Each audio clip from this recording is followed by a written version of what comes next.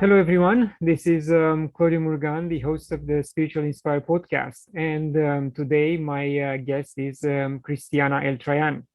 Cristiana works as a therapist, international holistic speaker, and author. Additionally, she often travels for opening and maintaining energy portals along the planet, following the planetary energy lines and also the cosmic rhythms. These works are the result of the inner guidance that the author is receiving regarding these energy works. Her workshops and classes have as a main theme the energetic nourishment, the Taoist emotional intelligence, and pranic methods of healing and recalibration, converging to the consciousness of unity. Christiana combines the ancient knowledge with the modern scientific discoveries to bring a complex and complete picture on the unlimited nature of the human potential. Christiana, thank you very much for joining me today. Thank you for inviting me. I'm really honored to participate. And I'm saying a big hi and a big hug to all the Romanians in Canada and everywhere else. I'm with you. Thank you. And in fact, you are the second Romanian guest on my show. The first one was Angelica Gana, a well-known Romanian singer who shifted from music for a while to spirituality. So your background is quite amazing, and we have to admit that building such a background in Romania is not an easy achievement, because until 1989, Romania was a communist stronghold, and afterwards the society went through chaos. And also Romania is a predominant Christian Orthodox country with strict religious dogma. So how did you discover other teachings and create a different mindset?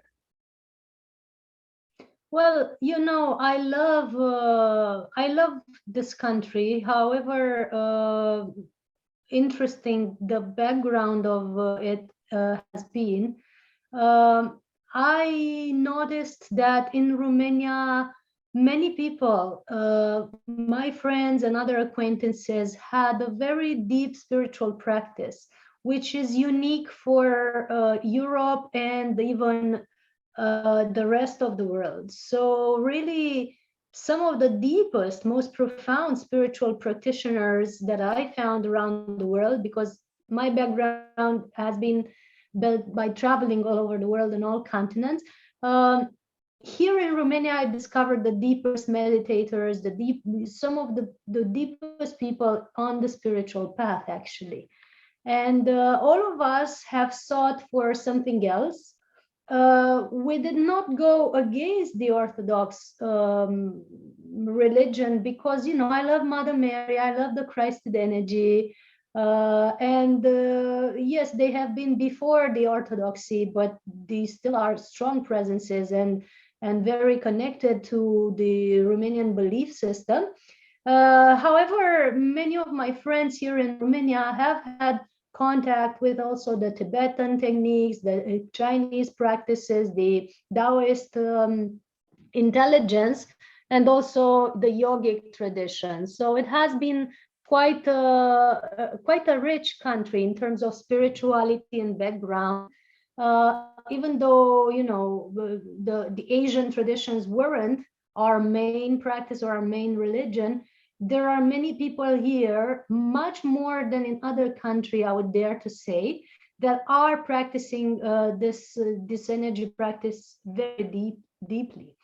So even since I was a child, I had an English teacher that I was doing private lessons with that taught me about meditation. So I was 12 years old. That means this happened 26 years ago, 27 almost years ago. Now I'm 39.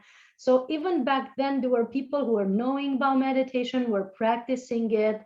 I was taught about numerology. I was taught about the crystal therapy. When I was 12, 13, 14, I was learning all this. So here in Romania, there were people who silently were doing this work, or some, not many were loud because there wasn't such a good feedback for that type of practice. And I practiced this type of thing and also vegetarianism until I was 19. So until 20 years ago. Then for 10 years, I totally forgot about it because I went into the corporate world and I got lost in it completely in the achievement game and many other games as well. And then I got back to it when I lost my balance and my health. So I had to go back to meditation. That was my first step back to health.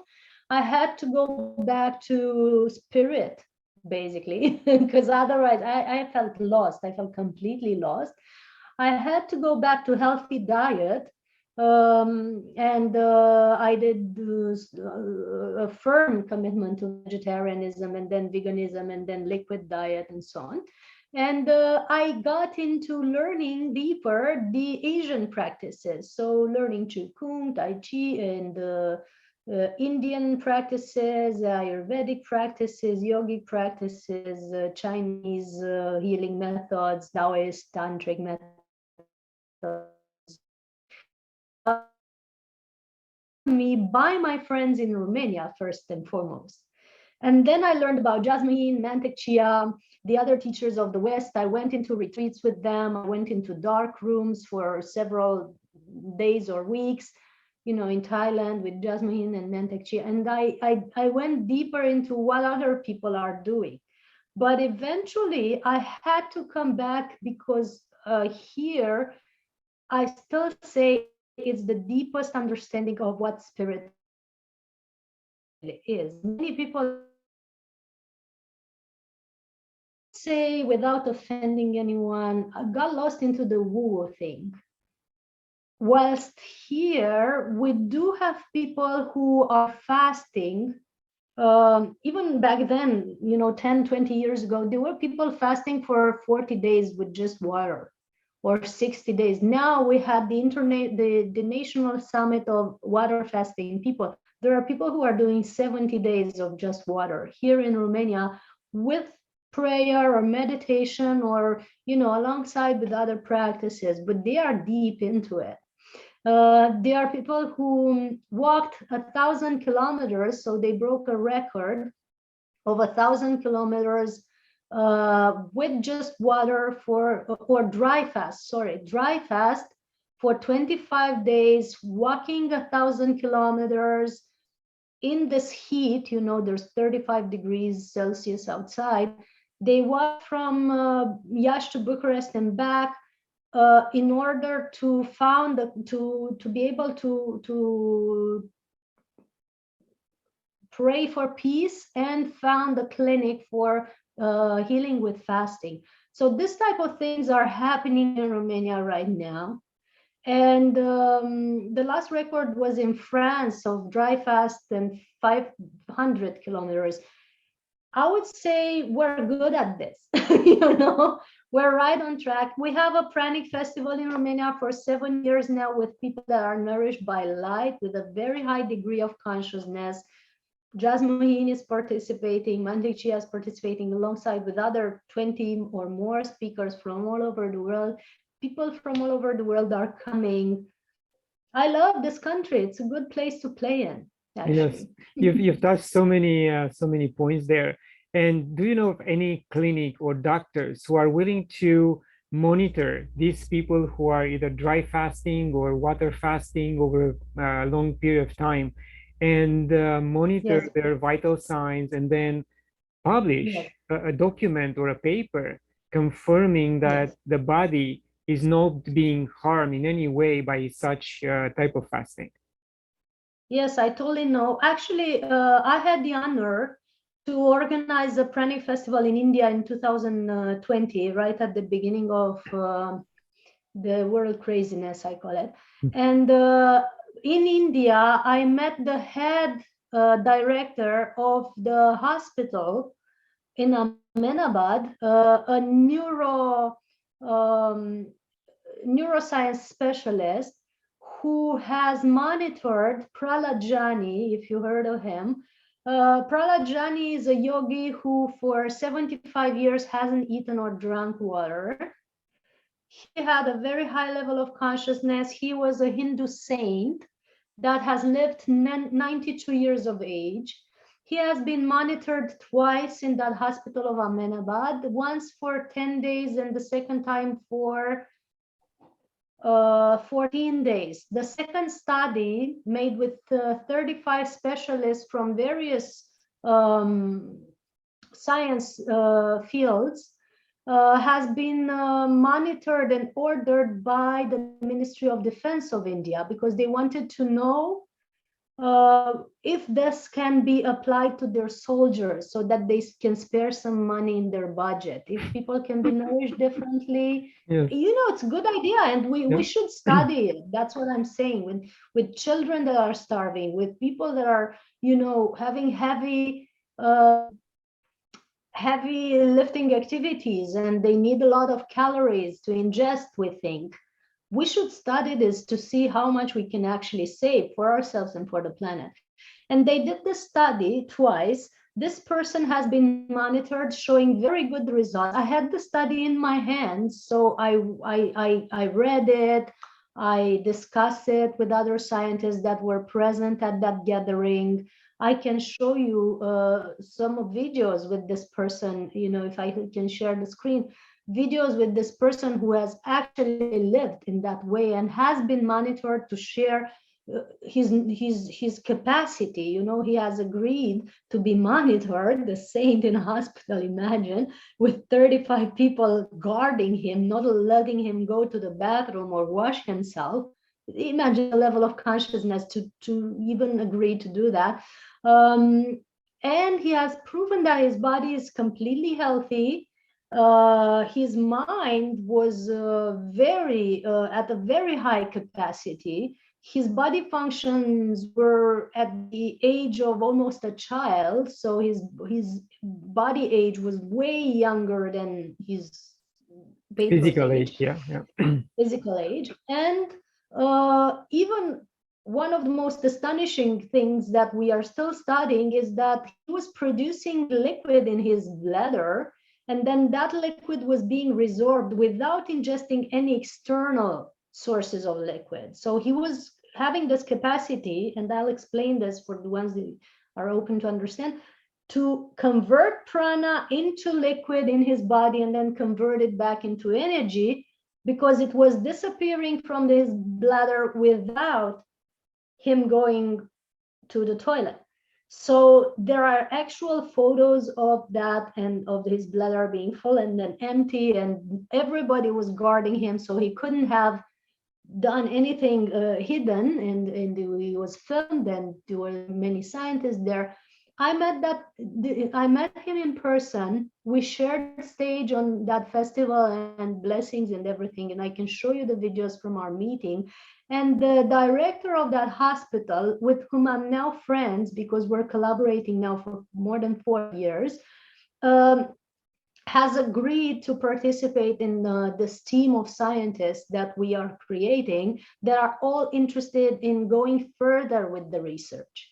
Because the study has not been allowed to be published. It's under non-disclosure policy. Agreement for more than 10 years, which is outrageous for humanity with what we're dealing with right now. We should have these studies published to know about our body's capacities, and I clearly know it exists. So he has agreed to go further into research. So we have formed a team with neurologists, the cardiologists, geneticists, physicists like Nassim Haramein and others, who have had breatharian experiences or the experience of being nourished by prana, or have the belief that this is possible because it has been proven scientifically. So there's a geneticist called William Brown, who is monitoring the mitochondria in the ATP, and he has noticed in his studies that we're actually producing ATP when we run or make sports, which is basically the body producing energy as we move without ingesting external sources of nourishment. So all these people are now up and ready to share more information and do research. And there are breatharians or people who are nourished by light who have offered to be monitored. And but this team has been created right in the month of March of 2020. As I was leaving Ahmedabad with the last plane that was flying out of India, I was in this house of this doctor creating this group on the phone with the USA and California and all that stuff. And since then, we had a beautiful lockdown, non-traveling situation in which we haven't been able to get together at all. So we didn't do any further research other than collecting data and collecting information and sharing what everyone has discovered or experienced on a common group that is enriching with new doctors and specialists almost every month. So we are quite far advanced in this initiative. in this research, and I'm happy to say that, you know. Yeah, I'm glad that this type of initiative exists, and you guys are pushing for, because with all this fake news and the pharma industry, which I'm very upset with, and sometimes even obsessed to bash them, because I know how much harm they cause and they keep causing. Now they are going after young kids, and there is no reason for them to do that other than destroying new generations or entire generations of human beings. So yes, I know they are afraid for this type of reports to come forward and show the world how much we can achieve, our bodies can achieve through our minds and controlling the energies of our bodies. And that will be amazing. That will eradicate hunger. That will eradicate the need for going after natural resources more and more. And that will pretty much, yes, they will stop their excuses for lockdowns, vaccines, diseases, and everything else. So we'll see how it will happen in the near future. Yes, we're not at this moment against any system, because we have learned that everything happens for a bigger reason, and we have our, as human population, as global nationality, we do have our lessons to learn. And until we stop using other people or beings for our benefit and pleasures, we will be used as well. That's very important. I'm just going to repeat it because it's the key to ending this. So the key to ending this whole situation is not fighting against something, but really we have to stop using other beings for our benefit and pleasure, so that the cycle of us being used and abused would stop. It's even logical from the perspective of the law of cause and effect, from the perspective of karma and dharma, from the Tibetan, from any angle we would look at it, the logic, the science, the quantum physics, or the religion, it makes sense. I hope people see the truth in it. Then the system in place that are equalizing this energy or balancing out this energy that we ourselves are producing with our behavior, they will disappear by default. They will no longer be needed. So nobody's actually doing harm. It's just a system of balancing. That doesn't mean that I'm encouraging what is happening right now. That doesn't mean that I agree or enjoy at all what is happening right now. I'm just saying we are the ones that need to stop using animals, using children, for trade and commerce of bodies. All that stuff has to cease, and then we will be free. It's very simple. Yeah. And using other beings, using other beings for our benefit and pleasure can start from our plate. It's very easy. Okay, we cannot stop children slavery, but we can stop using meat. We can choose dairy that is vegan instead of non-vegan dairy, so to speak, or cashew milk and almond milk instead of taking the milk of a cow to use it in our diet. All that stuff can change if we change our habits. It's very easy. It's very easy. Yes. You mentioned the Pranic festival in India, and India is the country who came up with, the concept of prana pretty much. How hard was to organize such an event, and how was received?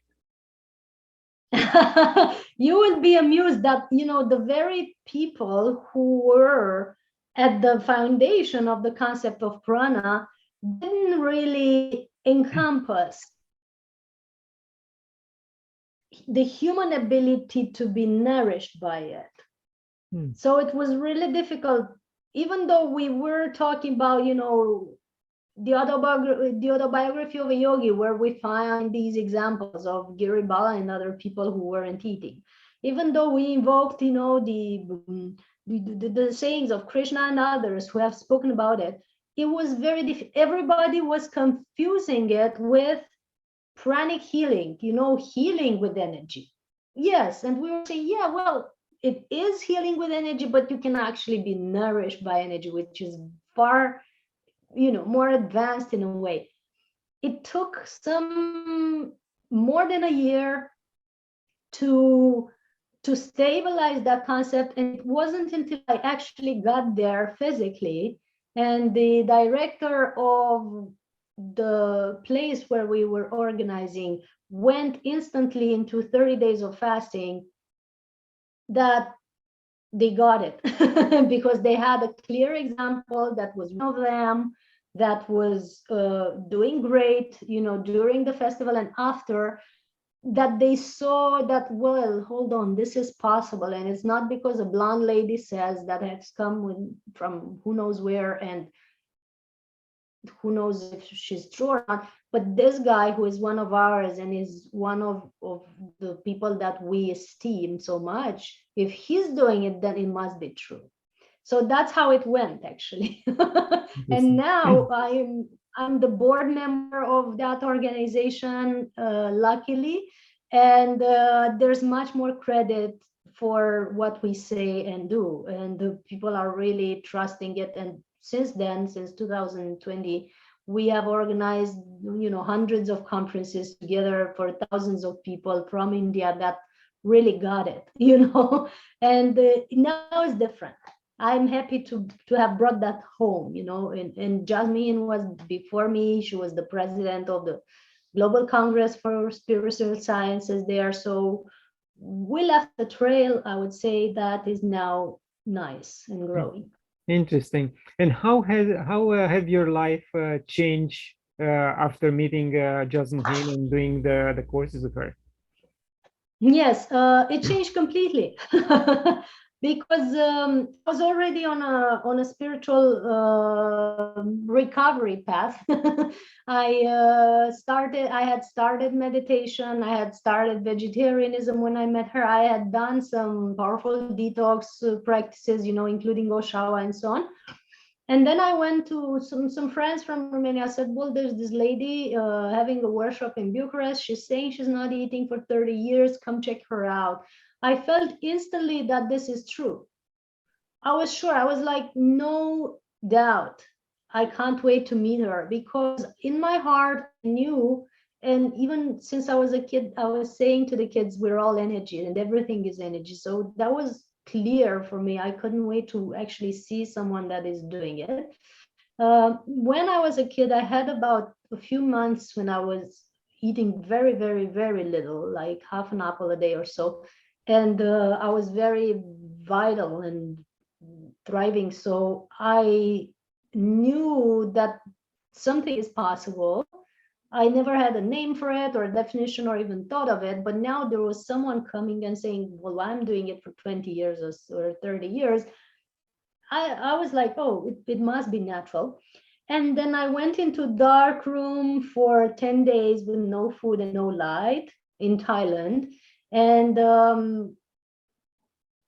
during that training, I noticed that I can be without food and without hunger, both at the same time. And then I went out from the dark room and had more than 40 days where I couldn't eat. I didn't try to fast. I didn't try to, be breatharian or pranic or anything. My body just didn't want or need food at all. and even water in some days. And so I noticed, well, this is how we do it. And it was clear. And since the dark room, and having started the practices of being cleansed and nourished in a different way, I couldn't do the same things I was doing before, not even as a job. It didn't make sense. So I was having an event company, I was doing events for corporate companies and medical companies and so on. I came back home and I said, well, this doesn't make sense at all. I moved into another city, I left my house and everything and my company, and I started writing books and doing healing sessions and holding conferences on what I found. So it was a complete change. Yeah. Amazing. And can anyone start the dark room retreats? Do they need any preparation, or they just can walk in? I wouldn't recommend anyone to just walk in. It would be very difficult. I think it would be. I mean, for me, it would have been if I hadn't prepared. Uh, we all recommend. Many people have done dark rooms. I've written a book about it. It's called Dark Room Retreat: A Lightful Mystical Experience, where I describe the before and after and during things. And definitely, we need to have a detox. It's necessary before any fasting or juice diet or anything like that. If you go in that without a detox, it will be hard. People get dizzy, people get aches in their bodies, people get a lot of turmoil and emotional detox as well. So it's best to do it before, because there you already have the darkness and your own stuff to deal with. And 40 other people or 45 other people that are in your field that you have to also navigate. So it's pretty much enough. It's best to detox before and do enemas and do some train. I was training even before knowing that I would go to darkroom. I was doing 2 or 3 days at home, blindfold and no food, and I didn't even know that I would go there, but it allowed me to give myself the space to not rely on eyesight, and train myself to feel the things around me and rely on the other senses or on the subtle senses as well. And with the not eating as well, I had the chance to train myself before.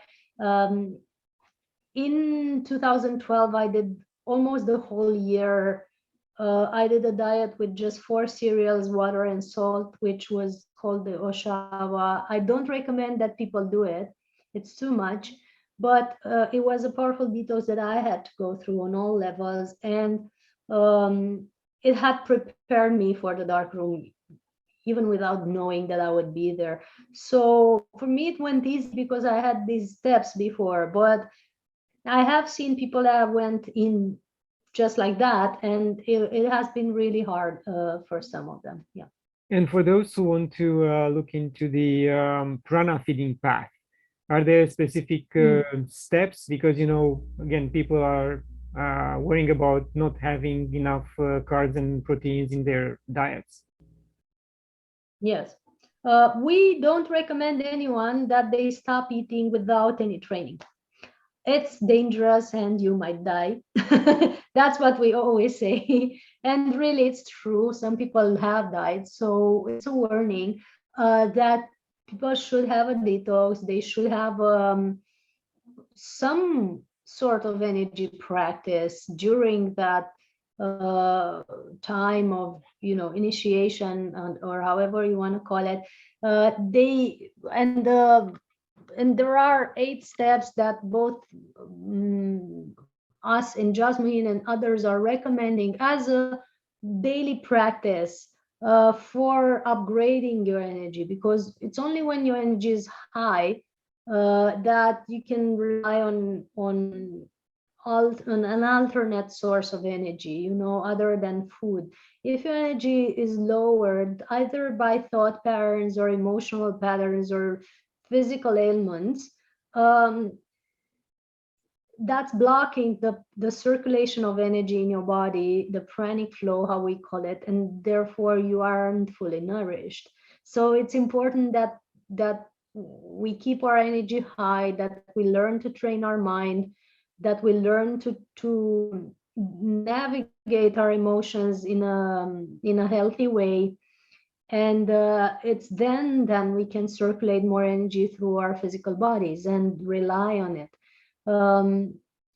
What I can recommend as a beginning steps, of course, go through Jasmine's books because they are great.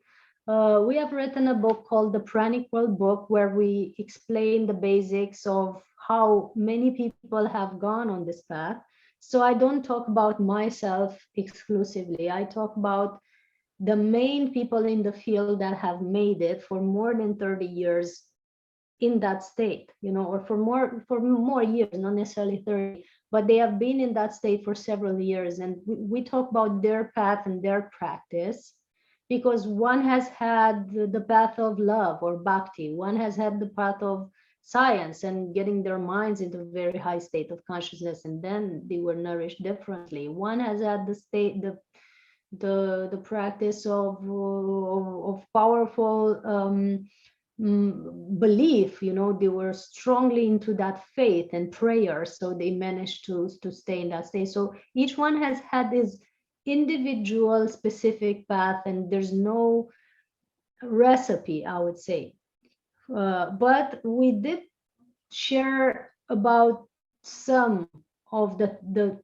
common traits that we found, and some detox methods, and some emotional handling methods, and some mental practice for a higher state of consciousness.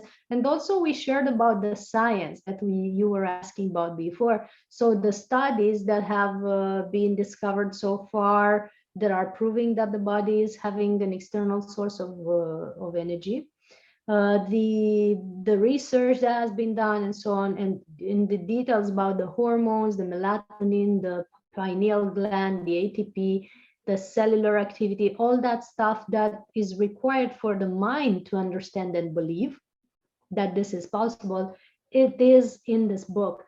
We should publish another edition, because since 2018, there's happened a lot of things have happened in this field that have added much more science to it.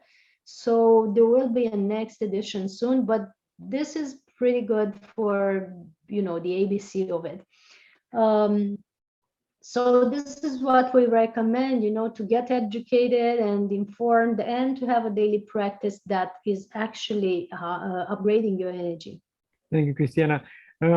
You talk about our bodies moving from a carbon-based structure to a crystalline one. Can you expand on that, please, and how we can go through this type of transition? Yes, we actually are in this type of transition naturally. There was a time when I was believing, for some reason, that we are transitioning now from carbon to crystal in the last few years. But having spoken with Nassim Haramein, who is a quantum physicist, but also is trained in many other sciences like biology, and so I've learned that we're actually resonating crystals right from the beginning. So our bodies are like that. And therefore, having had this crystalline structure, it means that we are charging with energy, we are sensitive to energy, we are producing biophotons. So there's actually an article on my website explaining that we are producing light in our DNA. Our DNA is producing biophotons, and we are resonating like a crystal, which means that the external environment and the words we are saying and the belief systems and the thoughts and the emotions that are in us and around us can impact our structure, our physical structure, our cells, our cellular memory, and all that stuff. And it's very important to understand that this frequency of our crystalline structure is now upgrading. The planet is also a crystalline structure. The planet is a crystal. If we look at our mountains, we notice that it's basically a lot of quartz. If we look at the pyramids, it's a lot of quartz there and so on. So we are living on a crystalline structure that is our planet, with a crystalline structure as a suit that is our body. And those two are resonating. So our bodies are resonating with the elements of the planet, and vice versa. Therefore, it's very important that we are paying attention on how we resonate this crystal of ours, this body. And that refers to the quality of our nourishment, because the higher the frequency of the planet is, the higher the Schumann resonance, the higher the frequency of our bodies must be. And that's not a thing that we can choose. It's either you heighten your body's frequency or you have a lot of issues which are now present on the planet.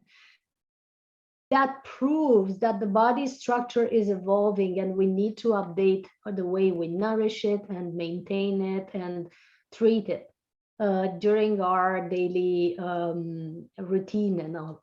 So naturally, many people have gone into a vegetarian and vegan diet over these years because of this increase in frequency at the planetary level. Many people have gone into different habits than before. So many have started to practice meditation, yoga, different forms of movement, dancing, qigong, and so on, or breath work or such. Over the last 2 years, especially, it has been a boom in this field of expertise, that is the holistic sciences. Many people are changing naturally, not necessarily because they had health issues, but some do change because of that as well. It's because our structure, our crystals are getting upgraded, and we need to upgrade our life accordingly and our nourishment accordingly. And we need to go into a lighter diet in order for our bodies to be sustained here. Otherwise, they just perish. Yes, and I think these changes sometimes come as a urge from within. And our ego, I think, is pretty much disturbed and puzzled at why I want to do this, why this body wants to do this type of activity, because it contravenes with what I would like to do as an ego. And I know of myself because there are days when I say I have to go outside right now and look at the garden and see how the plants are doing. And I don't put a second thought into it. I just move my legs and go outside and, feel the grass and look at the plants. And I don't ask questions. I just You go. need to ground. So Yes. I think this is the process a lot of us are going through right now, and that's beautiful. Yes, and we intuitively receive this guidance. Like you receive the guidance to go and ground yourself and connect with the elements of nature, or maybe to the plants, devas, and so on. Many of us have been guided to go and live out in nature. So I moved. The second time I changed my life completely was 3 years ago. Was coming back from a Pranic festival. And I came into a specific city here in Romania, or, even it's a bit of a countryside. And I couldn't leave for almost 1 month. And I was prolonging my stay at different hotels, and I just couldn't leave. I know it sounds crazy. I mean, luckily I didn't have a 9-to-5 job. I was, working on my own. But eventually, when I calculated the budget of that last month, it was completely illogical, of course. So the next logical step was to rent an apartment on long term, because it was clear to me that I might want to come back there. And the next logical step is I didn't leave for 3 more months, and then for another 3 more months. And then I figured, oh, I'm actually living there now. So that's how my next move in life has happened, totally intuitively, totally logical, totally unsustainable, if you will, from the financial perspective or calculations. That made no sense for the mind, yet I have respected my inner calling, and it has been the best decision I made in the past few years. because it was necessary for me to live near a forest, to be able to go up in the mountain, to live a different lifestyle when I'm not flying or traveling, that would allow my body to calibrate back into stillness when I need to. So many of us are guided in this way, and I know many of you are hesitant to do these moves or changes because some of the people around you aren't agreeing, or some of the financial or job or alignments aren't feeling that are into place. But once you make the step, everything falls into place eventually. It just takes the courage to just do it. Yes, see, you change cities, I change countries, so still not almost the same level. Christiana, something else drew my attention. I mentioned in the introduction that you travel the world for opening and maintaining energy portals. Can you go a little bit deeper, whatever you can share with us, what type of portals, what's the benefit, and if you're working with anyone else? It's interesting that we have finally understood that our body has an energy system, and so many more people now are understanding that we can monitor this energy system of our body, and we can notice and even photograph or film the chakras and the energy nadis, that the energy channels of the body and so on. So that has finally been accepted to a very high degree now, even in medical clinics, especially abroad and so on. What we didn't learn so well so far is that our planet has an energy system as well. She has chakras too, or energy vortexes as we call them. She has energy channels as well, and we call them ley lines.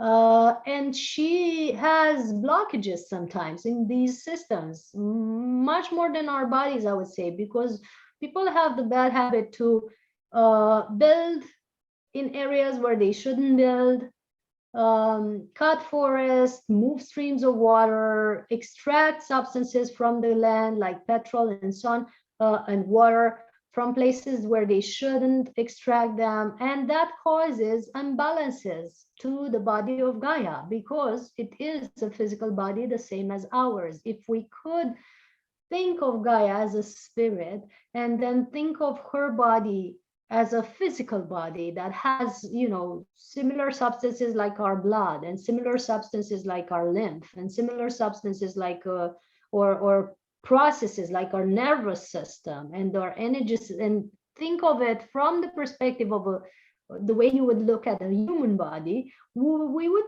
certainly think twice before doing any modification to her body, knowing that any modification, if you extract excessively the blood from your body, you are having a big issue. Or if you're losing a lot of water, or if you're cutting out an organ that should be there and then there isn't. So the same thing we have done to the body of Gaia for way too many years now, since we learned to have free will and human power. And that has caused a lot of imbalance in her physical body. And her energy system, and her chakras and ley lines or energy lines. I have learned to feel that. In a way, the more you expand your consciousness, the lighter your diet is, the more you practice anything that has to do with energy work and upgrades your energy frequency. For some people, the more sensitive you become.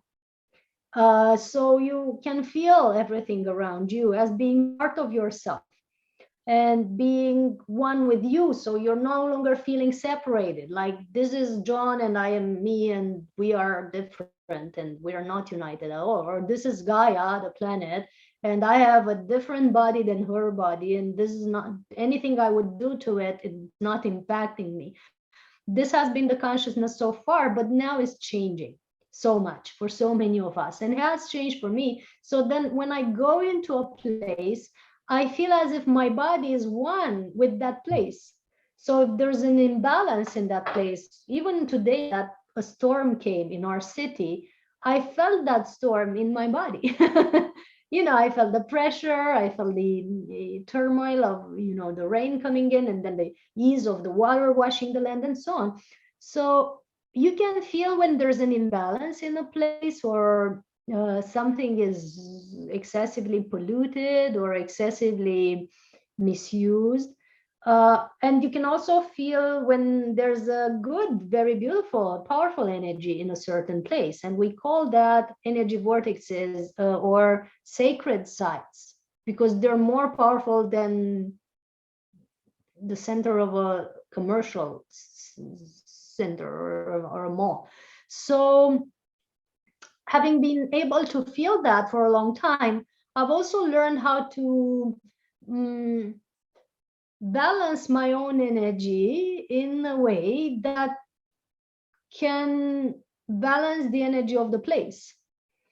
I don't know to explain how this is being done specifically, but I know that the more people are balancing their energy and uplifting the energy in a certain place, the more uplifted the place is. And I can actually sometimes even see it with my inner eyes, that there's actually doors opening or energy vortices opening, and in more grace, more light, more energy is flowing in, or things are leaving that aren't meant to be there anymore, like entities or specific energies. You can actually see or feel them, and many people are seeing and feeling this. It's not a specific special trait that we have. It's many people that are having this capacity. We call them empaths, and also gatekeepers, because they have a specific connection to specific places or to several places in the planet. So it's like that, and it's not confined to just one person. Many people on this planet now are like the keys for unlocking specific areas of this planet and for upgrading the planetary chakras and the planetary grid that is then upgrading our bodies, because it's all connected.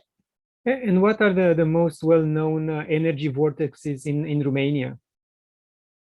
Well, some of them I wouldn't speak of, because we want them pure still. I'm just taking a moment to plug in my laptop. But we do know about, for example, Sarmise Jetusa.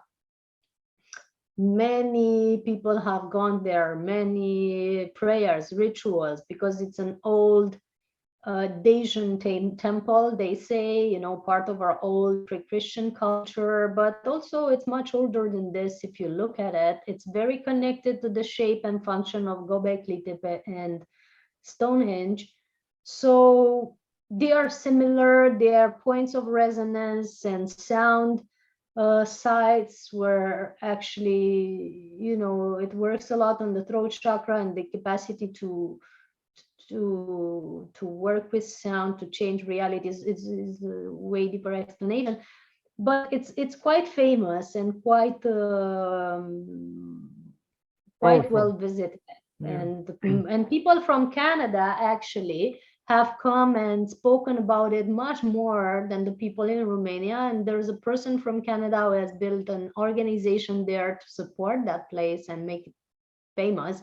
And another guy from Canada has explained pretty much all about it in his videos. I don't know if you've seen them. So it's interesting that while Romanians were not so interested in it, we had different other people from all over the world keeping an eye on it. And some of them weren't keeping a good eye also, which resulted in some strict rules at the site and so on.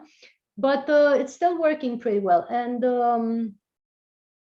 we want to put this on a list of sacred sites of the world. The Gaia is now talking a lot about these sacred sites and explaining a lot of things about how they work. And they never looked at Romania. They don't know much about it, except for the movie about the Sphinx. They didn't do much And my next step is to speak to them and do the necessary changes in that. Oh, great. Christiana, I would like to talk a little bit about your programs, how people can get in touch with you and what exactly you are offering. Yes, well, the first most important thing coming up now is the Pranic Festival in Romania. It's a collaboration, of course, with external speakers and everyone else, but it's happening on August 15 and everybody's invited to check it out. If you type Pranic Festival in Romania on Google, you will find all details about it. And this is where most people who are in the pranic field, who are nourished by light, not needing to eat for more than 5, 10, or 30 years, are gathering either in person or online to share their methods and their practices and be with us, and you can live with them as a family for more than 4 days, and really meet them and know them and see how this is possible. So that's the next best thing. Then there's a annual trip that we make to the sacred sites of Romania called the Trip of the Sun. We called it the Trip of the Sun because we visit the pre-Christian sun worshipping temples or sacred sites of Romania, and then you can learn more about this practice and actually feel for yourself how it feels to connect to the body of Gaia, to connect to energy vortexes, and to be completely upgraded by them, because it's life-changing retreat. And online, we share a program since 2013, since I went out of the darkroom, that shares the necessary steps to uplift your frequency and be nourished by prana. That doesn't mean that you have to stop eating food completely. Nobody really aims specifically for that if they come into my field, but it does mean that it will uplift your consciousness to quite high degree. That's what I'm about, and that's what I'm interested in. And I never aimed for breatharianism, but I did aim for a higher consciousness, and we're heading in that direction. But as a consequence to that, everybody changes their diet, eats less or nothing at all for a long period of time, and they notice that this is possible, and that's what we can promise or or convey with this program that is called the Pranic process online. So it's happening pretty much every month or every 2 months, or I will see how I'm guided to do it from now on, because it always changes. But it's also on video and everybody can access it from the comfort of their home and watch it anytime. So these are the main things. And then we do light nourishment retreats here in Romania. We take people to sacred sites and we teach them how to be on juices for 3 or 4 days and rather, and notice how they can climb the mountains with no food and still be very, very happy about it. That's what we do. I hope to attend one of your programs very soon, if possible. We're approaching the end of the I'm the sure interview. it is possible. Yes, you're right. Any final thoughts?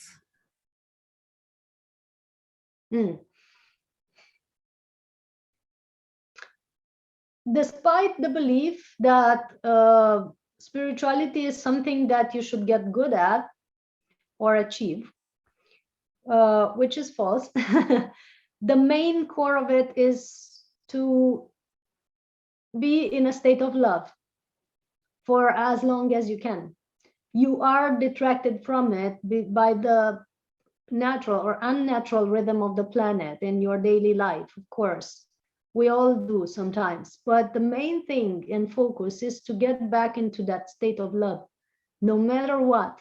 I mean, no matter what happens, no matter what someone said or did, or the policy or the government or anything has happened to yourself or the country or anything else, to remember that everything is part of a higher course of events, and to keep that frequency of love and non-judgment is the essence of life and spirituality, at least from my view.